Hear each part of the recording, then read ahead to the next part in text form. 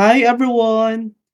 In this quick tutorial, I'll show you how to generate a QR code for your Google form. So, let's get started. First, open your Google form. Then, you need to publish this one. And then, select the link icon and click copy to grab the form URL.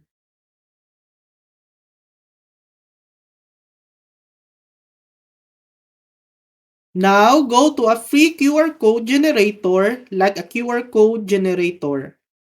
So, I'm using Me QR to create my QR code.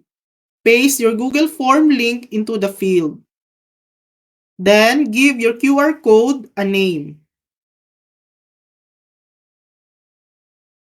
Here, you can select the content category. After that, click Customize and download QR code. In the Customization section, you can choose a template, adjust the color, and size if you like.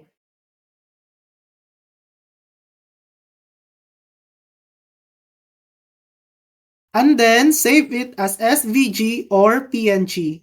Finally, click download.